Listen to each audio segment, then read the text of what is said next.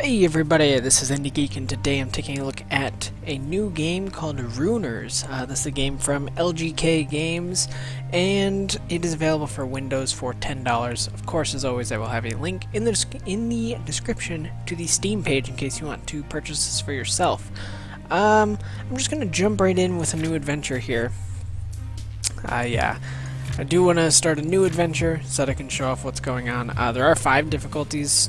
Only 2 unlocked at the beginning, and I'm going to be playing on Wimpy, the easiest of difficulties. To start with, we get to choose basically our race, right? So we've got all these races that we can choose from, and they've all got a different passive ability that they can use for various things, right? So, you know, you can take a ton of time and you could read over these passive abilities and yada yada. I have found that it's just kind of best to sort of just go for stuff and just kind of go with it. We've also got the ability to pick a class, which is the same kind of deal here. Is that the classes actually have like an active ability that you can use. So I will do that. And then we get to choose our starting spell. I'm going to choose Droplet. I've played around with a couple of them. Sorry for kind of a slow start here, but that is part of the game, is sort of picking your race, your class, and your starting spell. And it does make a fairly big difference in the game. The race that I chose has this passive ability which shoots out these spells, which is awesome. It is pretty helpful because we are going to be fighting crowds of big enemies. So let's see here. What is Runers? Runers is you could think of it as kind of like a cross between like a dungeon crawler and like the Binding of Isaac, right? So there's obviously you can sort of see some of that influence here. Binding of Isaac, I mean, right? You can sort of see some of that here. What I will say is a lot of games have come out and tried to sort of ape Binding of Isaac. This has been my favorite of the ones that do that, because it's not just a blatant rip-off of Isaac or anything. It takes some of the ideas that Isaac had of being a roguelike in sort of this like Zelda fashion and kind of like turns it into its own thing. And that's something I can really appreciate from Runers, is that it is definitely its own thing. It is a bit like high speed, high action, so this probably looks really confusing, but playing it is not confusing at all, I promise. It actually makes a lot of sense. You can just jump in and sort of get it right away, and that is really nice. There are like 4 or 5 tutorials, which I did, and they pretty quickly explain the game. This is the other big part of the game, is actually your character screen. So you can see I've got an Eternal Fire rune and a Shock rune.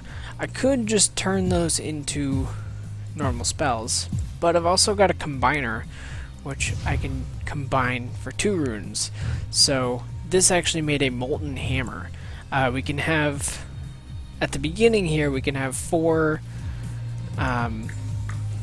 spells at a time, right? So I've got a left click spell, a right click spell, and if I had more spells, which I will get most likely, I could also have spells for the 1 and 2 keys.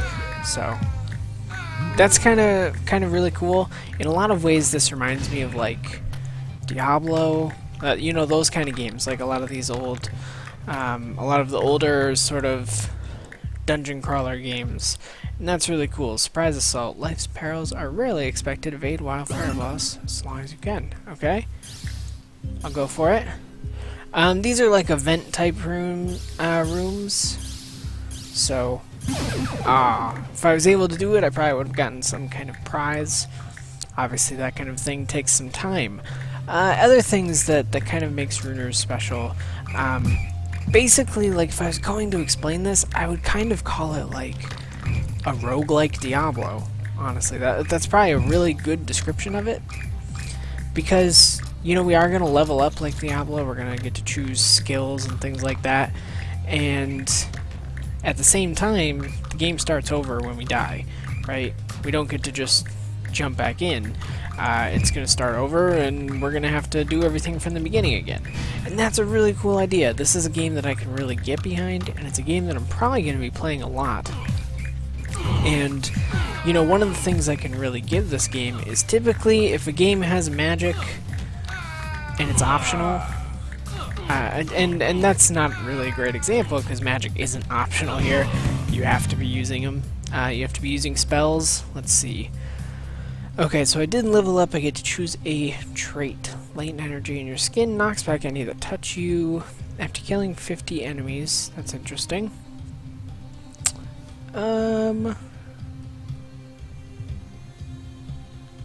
Yeah, I guess we'll do that. We're going to be fighting a lot of enemies. As you can see, in some of these rooms, they are just filled with enemies. Oh, I should pull up my map. That's something that I want. Oh wait, did I forget a rune in here? I did. I probably want that. Okay. So yeah, I mean honestly that kind of hopefully explains the game well enough. You know, we do have various floors that we're going to go through, things like that. And the game's tough, right? Like any roguelike, like any good roguelike I should say, it starts off pretty tough. It's definitely going to take some practice to get into. But I think this is going to be the kind of roguelike that a lot of people who maybe haven't gotten into some of the other roguelikes will be able to get behind, right? Because it's not quite Isaac, it's not quite Rogue Legacy, not quite Spelunky, things like that. You know, it's not really, like I said, it's not really aping any of these other big roguelikes. It's really kind of its own thing, and I really appreciate that. And it's definitely got a lot of value. At least from a gameplay perspective, certainly. It's interesting, and it's going to be a game that I think a lot of people will probably get behind, especially because it's got quite a bit of freedom, actually, in that, like you saw how I could combine runes and things like that. We can actually combine 3 runes if we get a double combiner, so there are something like 250 spells that you can come up with in the game, just combining various runes. Besides, there's a huge bestiary to fill, tons of classes and races like you saw that obviously provide a lot of combinations, and 5 difficulties. So there is just like a ton of content here, which is really, really nice. Definitely enough content, I would say, to justify the price. It's kind of got that Isaac situation going on where, not that I've put much time into it yet, but given what it looks like it's got, $10 seems like a steal, so that much I can certainly give it. As far as like other aspects, I'm kind of bummed a little bit about the art, and I don't want to, like insult whoever did the art or anything, but the art feels a little generic, maybe is like the best way of putting it. And that's not totally a bad thing, right? Because it's the kind of game that can stand on its own. It doesn't necessarily need great art, but I'm always of the opinion that great art does not hurt. So I don't know. I think the art style could be maybe a little bit more unique, is maybe the word I'm looking for. It could definitely just like stand out a little bit more. You know, this looks a little generic. A lot of the rooms and stuff we're seeing feel very generic looking and really similar. There isn't a lot of difference in visual style. There's definitely difference in like size of the rooms and things like that, but yeah, visually there isn't a lot of difference from room to room, which means that it can get a little boring to look at after a bit, but that's, that's just one aspect of the game. I can definitely say that the gameplay makes up for it, and it doesn't hinder the game at all, that's for sure. The game still plays great, and it's extremely fun to play, so, I wouldn't say that we are necessarily, like, losing anything by not having great art. Okay. So that gave me a pretty cool looking spell. Another thing you can do is if one of your spells uses a certain kind of rune, you can add that rune to it, I think up to 5 times, and it will actually increase the level of that particular rune, that particular spell, I should say. So that's nice.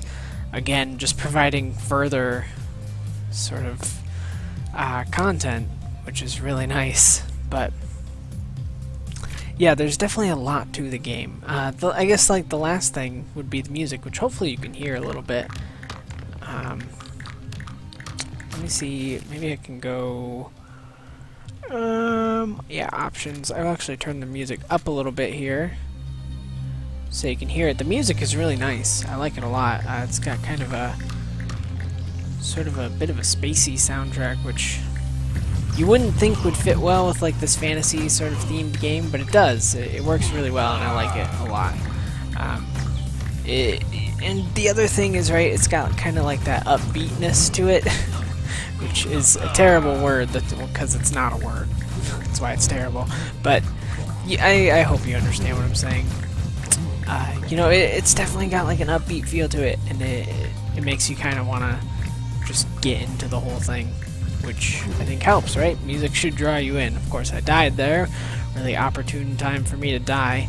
I will, oh, I don't know if there's like a quick restart adventure. Maybe can I just, random? Yeah.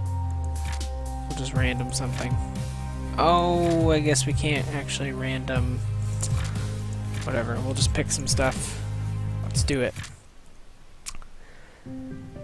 Okay. So I have no idea what's going to be happening here. We've got this very slow fireball, so that's interesting. That droplet that I used is definitely my favorite of the starting spells that I've tried, so that's why I kind of go for that one. Honestly though, I don't have much else to say here about it. It is a little hard to totally judge the game at this point because I've only played for, you know, about an hour and a half, and obviously have not come even close to actually beating the game. But what I can say is that roguelikes have been coming out a dime a dozen lately, and most of them I will play once and not really play again. This is going to be the game that I play over and over. I feel that way, and I wouldn't be surprised at all if that actually happens. Really, the last thing I should say is that I'm kind of putting my brand of approval on the game.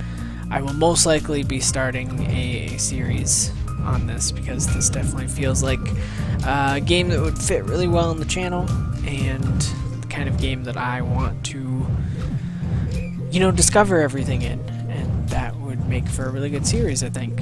So yeah, I think with that we will probably bring this to a close. You know, I can definitely recommend this if you're into roguelikes, if you're looking for a new kind of roguelike, something that you haven't quite played before. You know, if you've played all the other big roguelikes and are still looking for something new like I am, then I think this may be one of your best bets right now. So yeah, I think this is definitely a game that more people should be playing and more people should be talking about because it is really, really good. So that is where we're going to leave that off for today. So like I said, highly recommended, and I will, as always, have a link in the description. So I think you should go purchase it if you are into playing roguelikes. But yeah, with that, as always, feel free to leave comments if there's anything that you would like to comment about. Subscribe to see more every single day, and of course, if you like the video, then please do consider clicking the like button. But with that, I thank you as always for watching, and I will see you next time.